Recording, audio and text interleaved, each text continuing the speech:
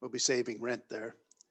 We don't know when the pied à terre, you know that word? I came across it a few days ago, and it means a house or apartment or place of residence that is not used full time, but you use from time to time. So pied à terre.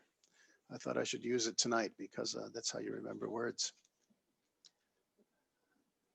And as I was thinking about that earlier, and I've told that story of Master to all of you. That Master had this dual, which I find fascinating, a dual way of doing things. He was God incarnate in many ways, and the things that happened and how God flowed through him.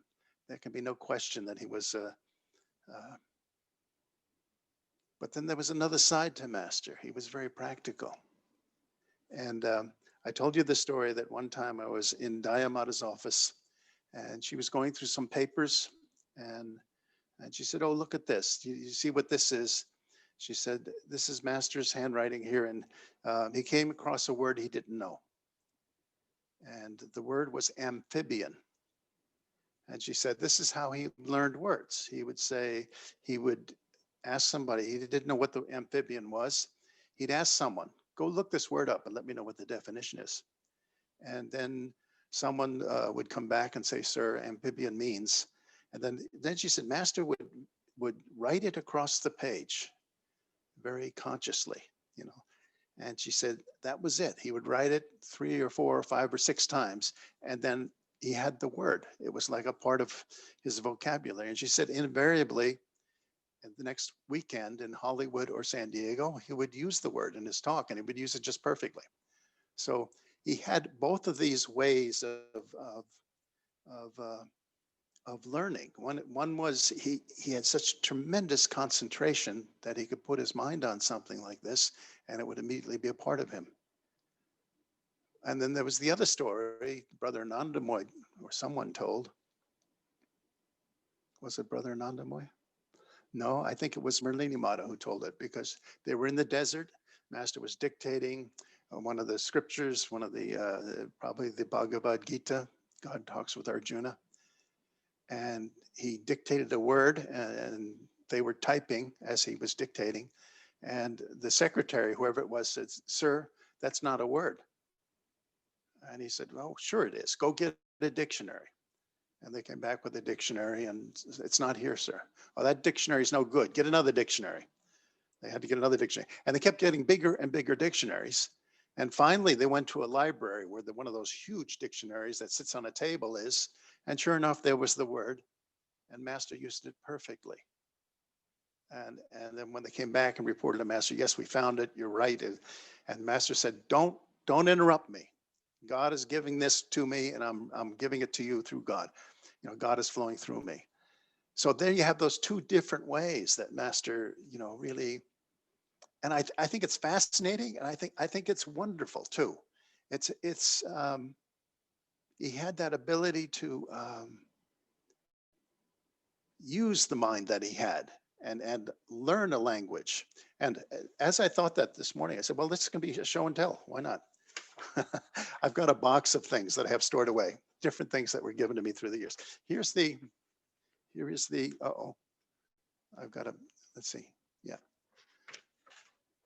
You can see on the bottom, well, it says across the bottom, amphibian. See, I've got a green screen behind me. But and the top, he's talking about Christ consciousness. He wrote some things. Then the bottom, he's got amphibian. He wrote it up here, amphibian.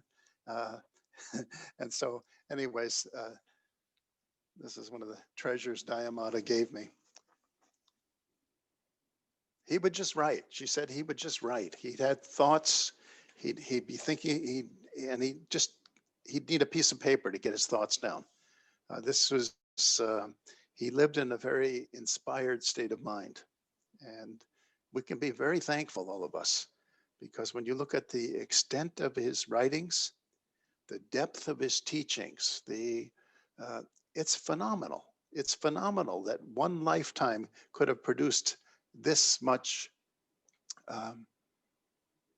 information, certainly, inspiration, um, uh, just poetry, and um, just a tuning in with the God, the, the God vibration within him, and expounding it. And it's so available to all of us.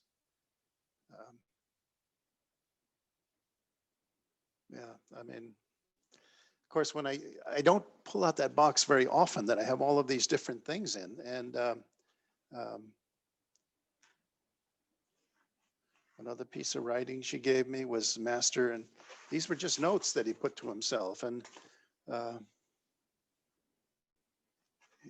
he in pencil. I can show you. He wrote very quickly. Ma said, "Oops, let's see if we can get it." Yeah. Uh, he says, "Airmail tonight to Lori, meaning Lori Pratt. That was Taramata. To send airmail tonight, and he's got an address here. Short biography of my life and work." And so he was making notes to himself. He wanted to convey things to different people, and he would just write down a whole page.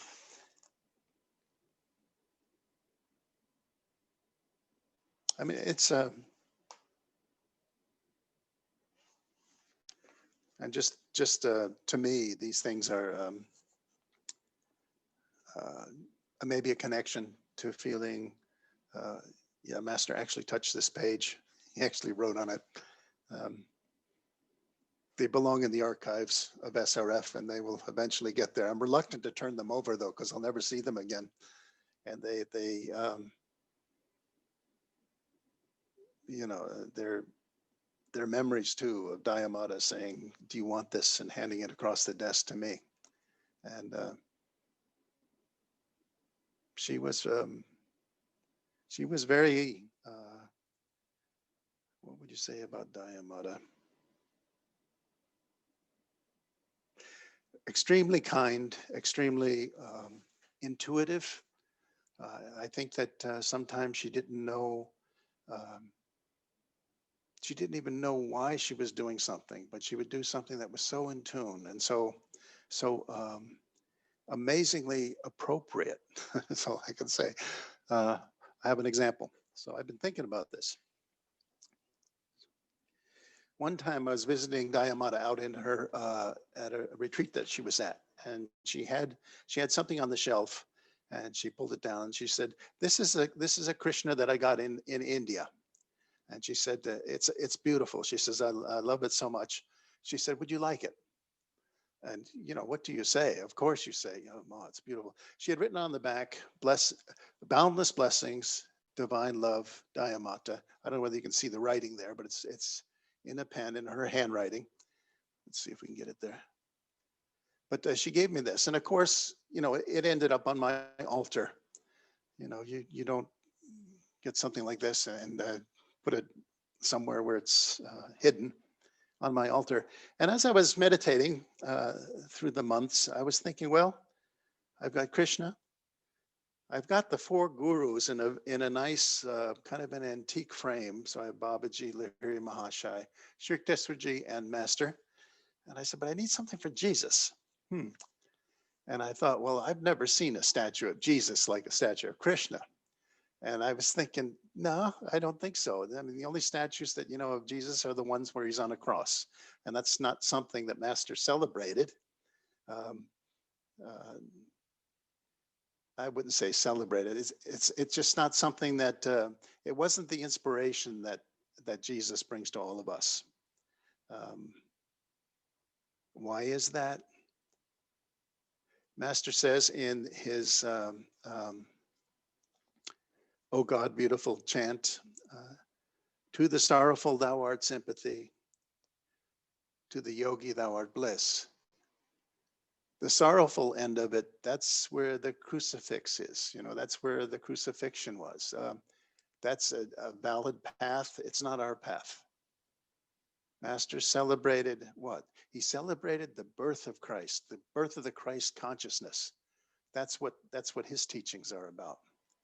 So as I was thinking of this, and it was probably a couple years later, Ma sent me something at Christmas, just before Christmas. And again, these are things that I don't think she thought about. I think she just kind of um, would look at something and she'd get a feeling, you know, Jayananda would like this. And so off it would go without an explanation. She sent me a wooden Christmas ornament of the, you know, of the birth of Christ. And so when I got it, I thought, how perfect is that? That's the Christ consciousness that we celebrate. That's the birth of the Christ consciousness within. She gave this to me right before Christmas in 2002. It's actually an ornament that's supposed to hang on a tree. It's a wooden thing that was carved in from the Holy Land, olive wood Christmas ornament from the Holy Land, made in Bethlehem, Israel. But I thought, once again, there it is. Dayamata just, she was so kind and giving, and it just expressed in so many ways that you thought, oh, it couldn't have been done more perfectly, or it couldn't have been thought out more perfectly. She was. So we have a show and tell. I have other things. This box was a big one.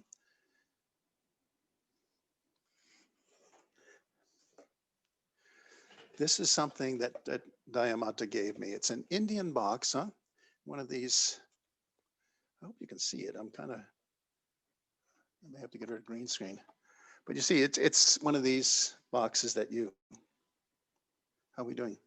We're okay. No, let me get rid of the green screen. Hang on.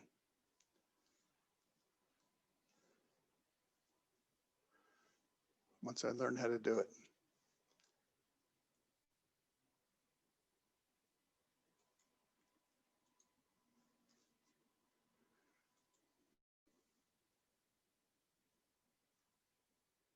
Oh, okay, I got it.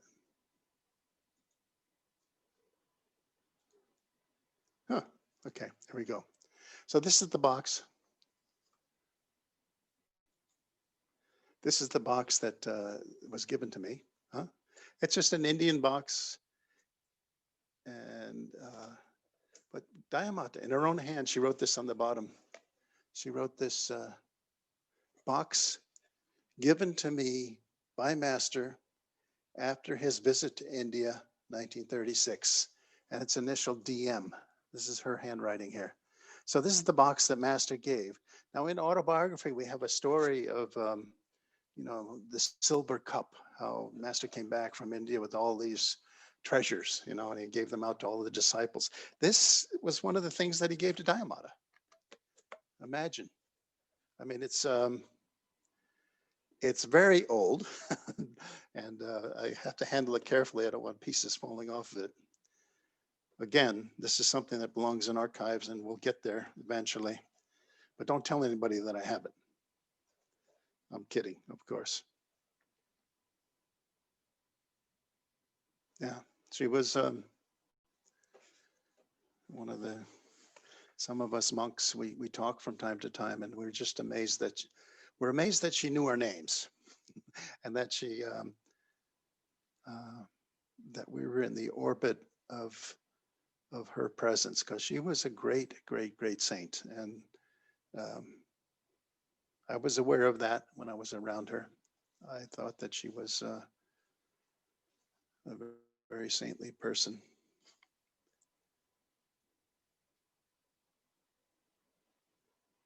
Someone had asked a question, and we had 3 questions come in this time. Are there any living direct disciples who met Master before his passing in the ashram? Are there any matas still with us? Well, we have Uma Mata is still here. We don't see a lot of Uma Mata, but she's around. Sister Parvati met Master. I think those are the only 2 remaining who met Master. There are no monks. It would have been from 1952 to now, so that's 68 years, huh? And plus someone would have to be probably 25 or so, if they came in right before Master passed. So yeah, I think the years are adding up. Um, yeah. But on the other hand, I knew and came into the ashram when Brother Premimoy was here, and he entered the ashram, or he wrote to Master on March 7th, 1952, asking to come into the ashram. And little did he know that Master passed on that night, that Master went into Mahasamadhi. He got a letter back from Dayamata explaining that the Master was no longer with us in the physical body. And we often think that, yeah, there was a reason for that. Master wanted to show that great souls can still come. They didn't have to know him in the flesh. In many ways, I think back on, I think when I came in the ashram, it was more established. There was a monastic order. There was I thought back to the years when Master was here. There weren't many who stayed through all those years. I mean, there was a small group. I think it would have been harder. It would have been harder to not get caught up in the personality of Master, and then think that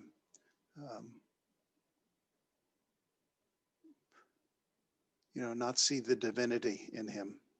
I think it's easier to do now. Feel that attunement.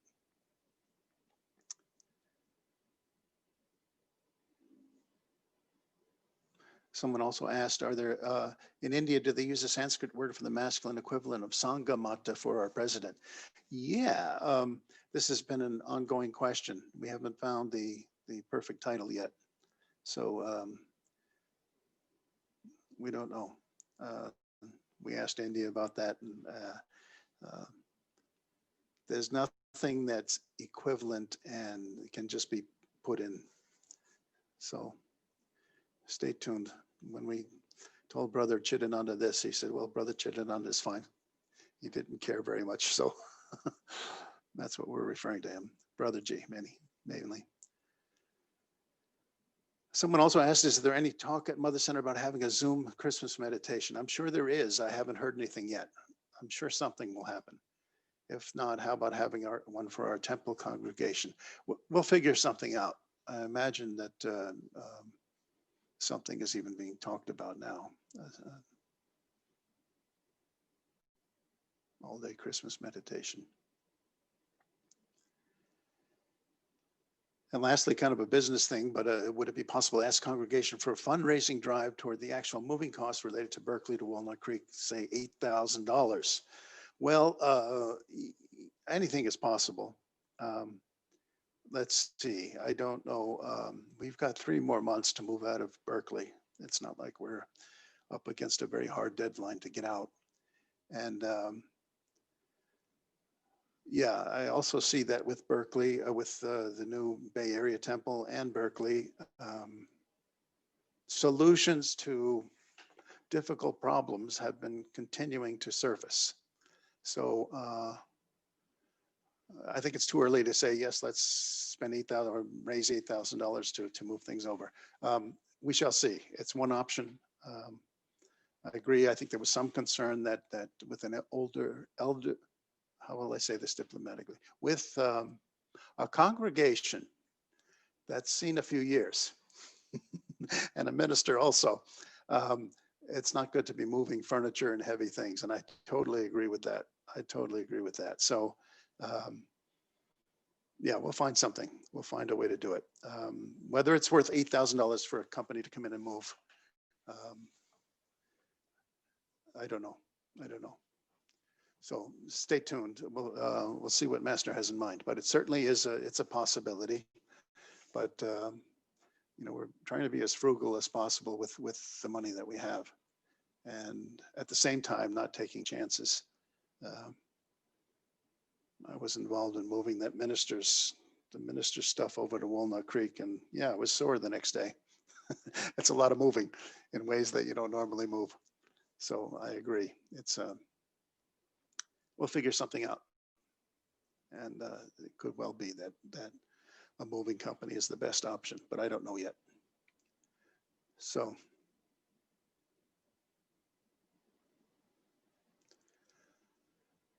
well, what else do we have?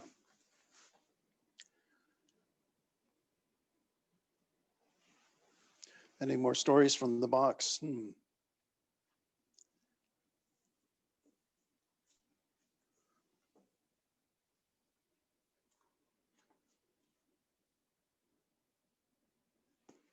Well, there's different things here, but I don't know whether they apply. So I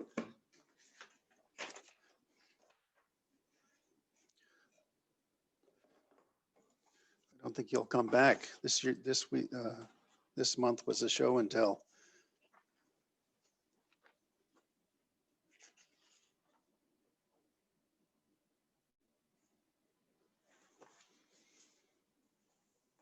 You know, when I came in the ashram, I came in 1979 and first introduced to Brother Premamoy. I certainly knew of Dayamata as the president, but didn't know, I had never met her. Brother Premamoy, though, was a remarkable person. And I thought in those early years, as when I came in, I thought I was so impressed with the ones I did know in SRF, the ministers and the elder disciples. I thought, well, if these are the disciples that the Guru attracted to him, I'm okay with that. And they seem to be genuinely saintly people, and with that, I, very.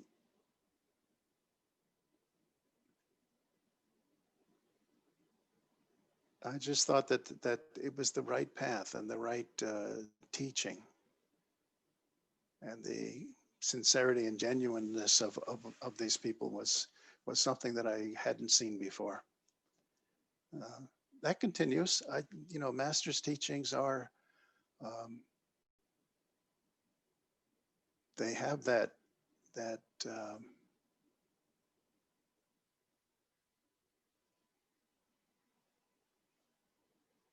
they have that authenticity to them.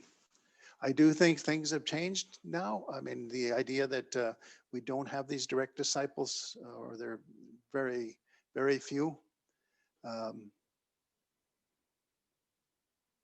But Master has given us a teaching. I think the teaching has become more clarified through the years. I think the teaching and his input into all of our lives, his ability to talk to us has increased exponentially since those early years. And I think that was one of the hard things about those early years, when I said, I'm not sure that I would want to be back there. I mean, certainly I would love to see Master. We all would. But when Brother Nandamoy was in the ashram, 1946 was Autobiography of a Yogi. They had Whispers from Eternity. They had a few lessons that were not very, that were a little bit scattered, and there wasn't a lot. There wasn't a lot in the teachings. So what we have a plethora of things to help and guide us and to tune in with the Guru. So in many ways, I think we're even more blessed because we have a living Guru behind a very living teaching, which has become more accessible to all of us than it was in the past.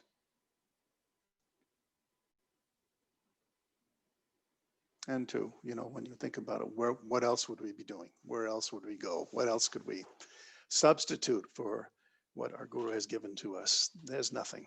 There's nothing that the world offers as an explanation or as an understanding of life that Master gives. We're really blessed. We are very much blessed.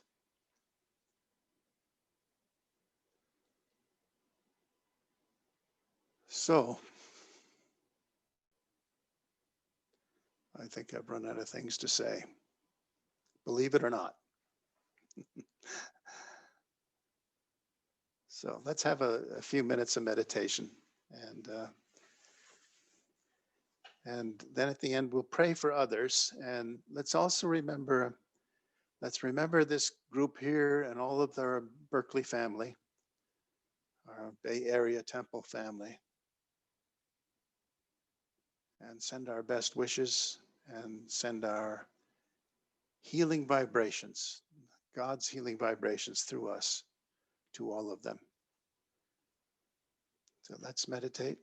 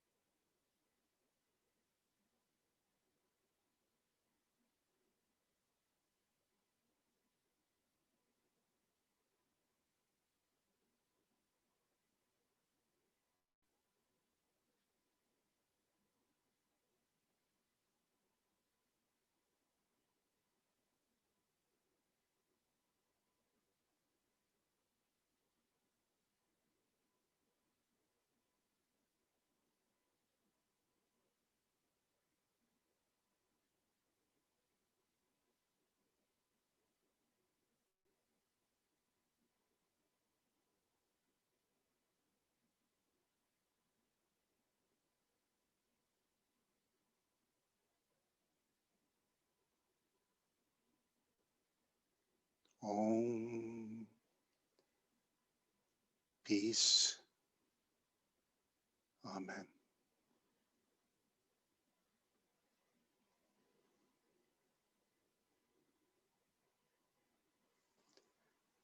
So during these uncertain times, hang on to Master's hand. We talked a little about Brother Pemamoy, and he was always telling us, develop that relationship. How do we do that? We do it through taking a little time every day to try to go into that stillness as deep as we can, and to talking to God and Guru from our hearts, and practice the presence during the day from time to time. Just remember that that God and Guru are not far away. They are with us. And the more we can do that, the more we can bring that presence in, the more solid we feel, the less the world can affect us.